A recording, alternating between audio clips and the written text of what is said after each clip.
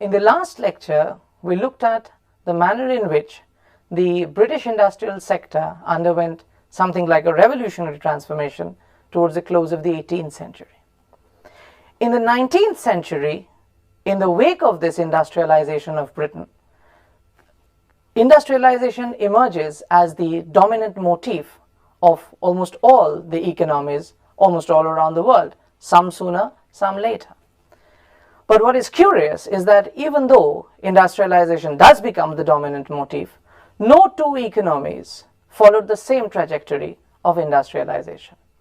To start with, we look at the country that could have industrialized in the manner in which Britain did as early as the later half of the 18th century, but somehow it failed. Historians of French industrialization have tended to argue that there was a very good possibility till at least the second half of the 18th century that Britain and France would remain at par, and if any industrial transformation had to take place, it would take place almost simultaneously, largely because France was the only country that could compete with the British Isles, with the British economy in terms of its market reach. France had a colonial empire that could match Britain. So in America, in Africa, in Asia, wherever the British had a colonial presence, the French had won. What historians have identified, historians like Claude Follin and Marziewski have identified as the real period when Britain began to sort of move way forward and France began to lag behind, was the incident of the French Revolution. It is said that the 25 years of revolutionary turmoil in the domestic setting and also France's engagement in warfare with her European neighbors, and then the imperial adventure under Napoleon, the period between 1789 to 1815, some people say, simply set the French backward. There are, however, other historians who prefer to look deeper into this problem.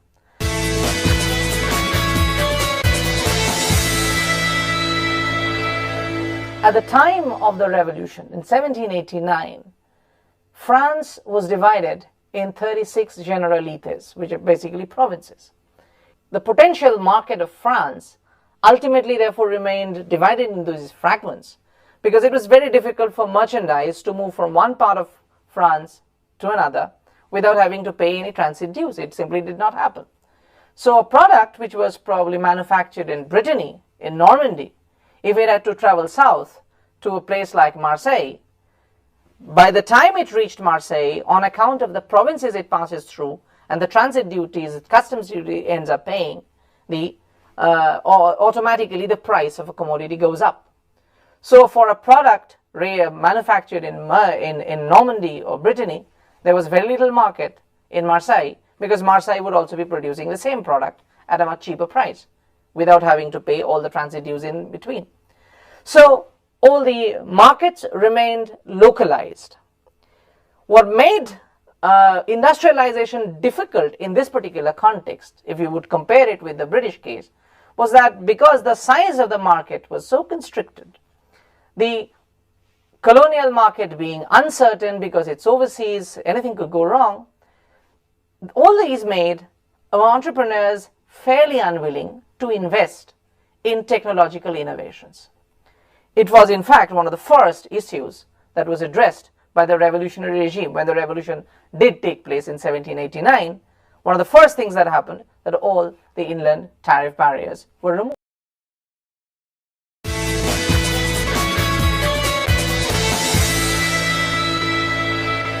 In France, as elsewhere in European context, artisanal production was carried out by people who were actually engaged full-time in agriculture. Artisanal production, auto industry was dependent on people who were looking for an alternative occupation at a time when there was no agricultural activity at hand. So in France, as elsewhere in Europe, it was only during the lean season of agriculture that artisanal production could take place. And for the merchant to sort of generate any productive synergy in the countryside, he had to wait till the peasant was actually free and willing to participate in this activity. In 1789, when the French Revolution began, within the first month, the feudal regime that had constricted so much of French economic potential had been brought down. The downside, however, which was definitely not a downside for the French peasantry, was that when the seigneurial regime broke down, some of the land was redistributed among French peasantry, and except for a section of French peasantry, a large number of French peasantry actually got a share of the redistributed land. The land that was taken away from the nobles was then sold essentially as national property, or bien national. And a large section of the French peasantry, generally wealthy or middling farmers, not the marginal farmers, were able to buy land. So by the 1790s, French peasantry actually ended becoming more conservative. The French Revolution, in fact, slowed the transition from proto-industry to industrialization, because the cheap labor factor, which worked in the British case so eminently, was not simply available in case of the French.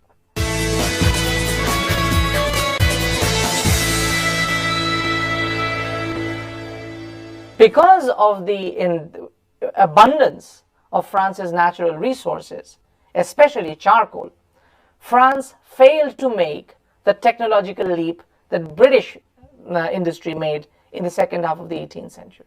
In Britain, as we have already discussed, the gradual diminution of charcoal reserves prompted the shift towards coal. In the French case, because of a larger area being under forest cover, the charcoal reserves seemed relatively abundant. Coal, by comparison, was much more expensive. As a consequence, at a time when the British were moving from charcoal to coal by 1770s, in France, charcoal was by far more cheap than coal ever was to be. So at a time when the British really moved, the barriers, the technological barriers, to an extent that the quality of British pig iron was to improve exponentially within a period of around 20 years using coal-powered furnace, France was still playing around with charcoal furnace. So there were major historical and economic factors which came in the way of France's swift industrialization. Nevertheless, as Gershon Kron points out, that once Britain industrialized, it was very difficult for any other European society to remain completely aloof.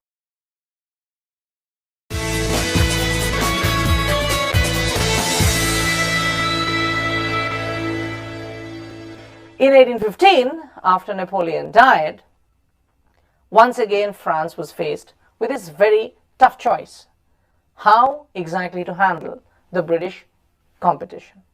And at that stage, two alternatives began to emerge. One was that France could industrialize, could mechanize its industrial production in the same way that the British had done. But this was not possible because, first, cheap labor was not available.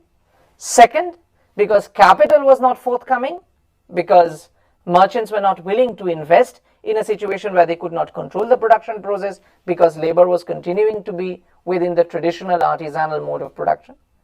And of course, finally, because the entire organization remaining within the proto-industrial system, such a shift, a technological shift in the direction taken by the British economy could not happen.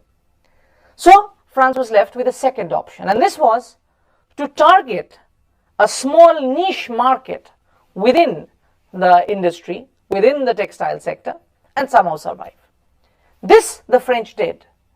So first they began to produce for a very small market, for the social elite, which were primarily luxury items. So they would even buy British piece cloth, piece goods, and then they would finish the thing. They would give it some unique designs, they would give in some embroidery, which would sort of push the price up. And so the French textile sector began to limit itself away from the mass market and limit itself into the small elite consumption market. As a consequence, French textile industry was never in any position that it could generate the same sort of synergy that the British textile industry had done.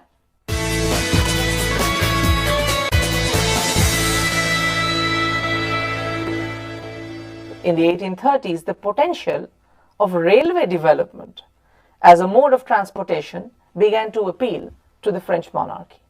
And the new ruler who comes into power after 1830 revolution, Louis Philippe, had a vision of France which would be united, physically integrated. With all the internal barriers removed, France still remained to be physically integrated because there was not an efficient transport system. Louis Philippe's vision was to develop exactly this using the railways. It was not simply an altruistic motive that drove Louis Philippe in this direction, because his principal consideration was being able to move his troops around effectively so that power and authority could be exercised effectively. But while this thrust emerged for railway development, heavy industry in France began to pick up. A gentle beginning, therefore, of French industrialization we can see in the 1830s. So iron and steel and other metal industries, and most importantly coal, proved decisive in transforming France into an industrial economy. Because it was in heavy industry that for the first time you have industrial organization, factory-based production, shifting the locale of production from the artisan's cottage into a workshop with a heavy endowment of industrial machinery. French heavy industry completely transformed its organization in order to survive against British competition, and began to embrace all the technological innovations that were being made in Britain. So what the French did was basically, whenever an innovation would take place, they would procure it from the British. They would get a British technician, they would get British machinery, and they would then start developing their own industry around it. During 1840 and 70, for instance, the rate of production of iron in France grew by an average rate of 3 to 6% per year. Steel production grew by a margin of around 10% and other metals by 20%. In 1868, two large factories of France alone produced around 40% of the total iron production in the country. The use of modern technology in heavy industry generated a phenomenal demand also in the sector of coal. This in turn prompted introduction of modern technology in metallurgy and particularly in the mining of coal. In 1789, for instance, France had a demand to meet of coal to the tune of 450,000 tons, of which 230,000 tons, just over 50% of France needed, was produced domestically. By 1830, meaning in a matter of 50 years, the demand for coal increased from 4,500 tons, less than 500,000 tons, to 2.5 million tons, of which 1.5 million used to be raised from the French mines.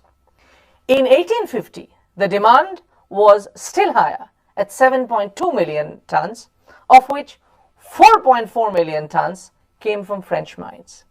But perhaps the most dramatic surge in production takes place in course of the decade of the 50s. Of the 14 million tons of coal France consumed in 1860, 8.3 million tons were produced in France, meaning the production was doubled in the course of 10 years. By 1880, the respective figures for the total demand for coal and total production stood respectively at 28.8 million tons and 19.3 million tons, meaning France revolutionized its mining and its heavy industry far more effectively than the cotton textile industry ever managed to do. Now, with the growth of heavy industry, use of industrial machinery also grew exponentially. While in 1830, the French economy saw the use of only 625 machines using around 10,000 horsepower, by 1850, 4,114 machines were running with a horsepower capacity of 50,000. By 1862, 17,000 machines with a total capacity of 205,000 horsepower were in operation. By 1875, the figures were up to 32,000 machines with a capacity of 400,000 tons of horsepower. In the course of this transformation, as I've said, it was the railways that played a pivotal role. Now, how pivotal was this? During 1835-44, 34 million francs were invested for railway development, to the extent that in 1845, 903 trains served to integrate the French nation physically. 903 trains were running by 1845. By 1852, the total number of trains plying across France rose up to 4,000. During 1845-54, investment rose up to 175 million francs, and during 85 to 64, it rose up to further 487 million francs. Despite all such developments, however, modern industrial system did not really transform the overall character of French economy and society. While heavy industry mechanized, most other industrial sectors of France continued to be organized under the traditional mold. One of the principal factors behind this is supposed to be the instinctive suspicion that the ruling Bourbon dynasty had against any big enterprise. All big industrial ventures had to be licensed before it started operation, and this license would be forthcoming only if the government or this dynasty, the reigning dynasty, approved of the entrepreneur.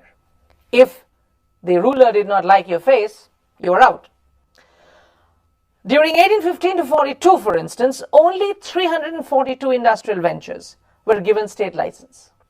Even in promoting its agenda of railway development, which was a recipe for large corporations to emerge, the French government preferred smaller companies to one large corporation or two or three large corporations. So each area would be allocated to a company who would then develop the railway network, and then it would be connected under state direction. There was no integrated railway system in the manner, for instance, it emerged in Britain. Conservatism of the French monarchy was also responsible for the other real problem in the direction of industrialization. This was dearth of capital. For any mobilization of capital to take place for the purpose of industry, therefore, individual capital could not be relied on very heavily the way it was done in Britain. The alternative was for the state to promote in the capitalization or mobilization of capital. From the 1830s, Louis Philippe in some ways tried to move in this direction. However, any private venture of any significance would tend to be shot down. The best example in this case is the attempt by a banker called Lafitte, who wanted to mobilize a bank or mobilize resources in the form of a bank or financial institution, which would then lend the money for industrial development. Lafitte was denied the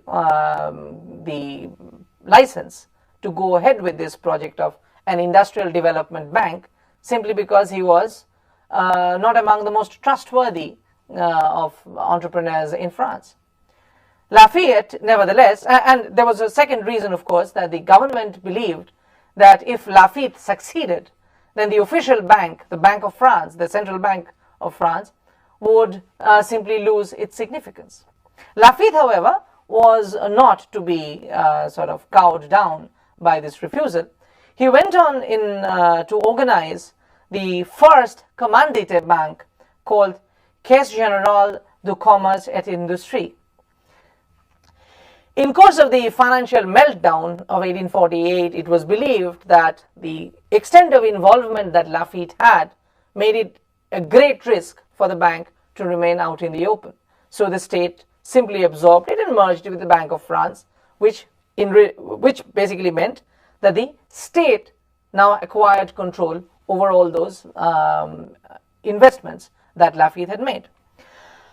The real surge in France's bid to industrialize actually came towards the close of the 1840s. Many historians believe that one of the principal reasons why this was so was the agricultural meltdown that characterized the European economy around this time.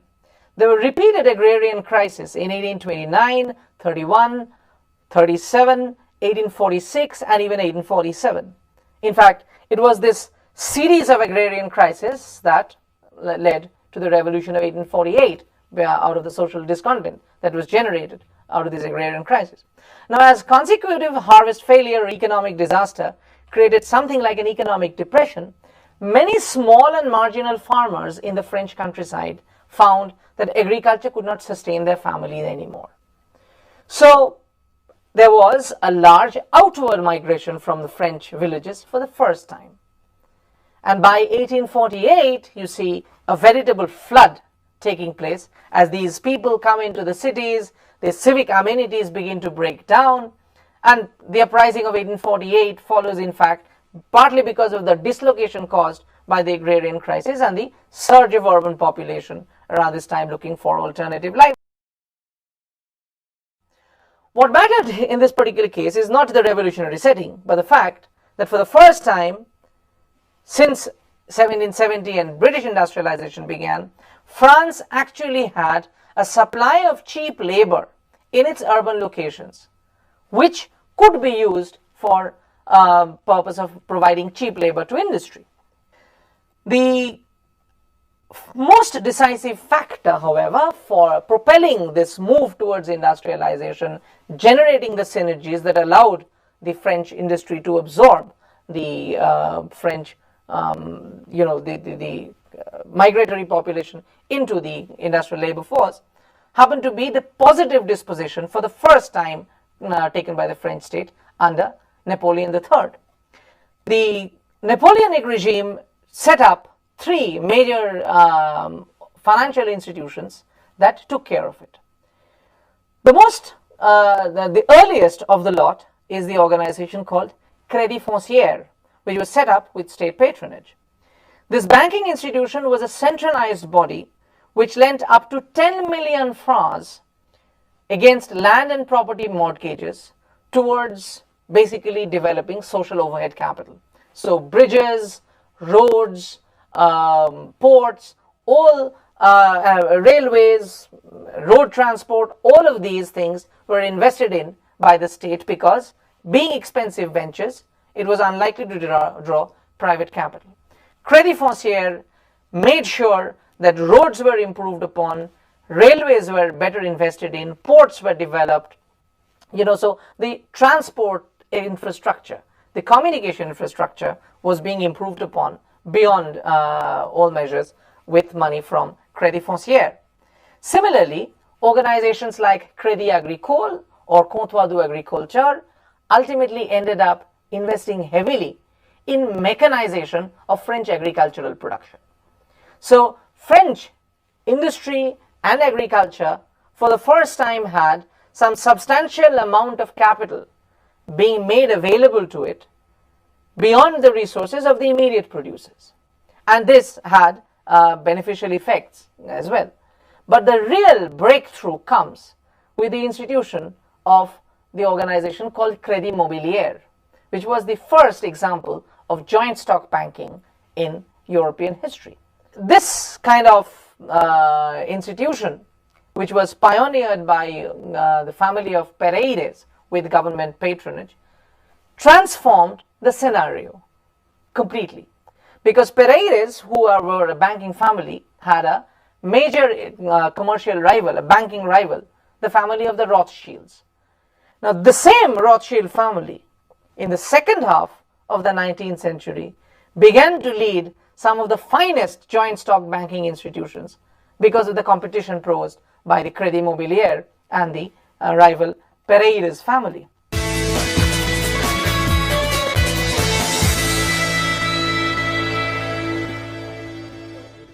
Despite the removal of the final obstacle in the path of French industrialization, the dearth of capital, France, however, never really moved towards an industrial revolution.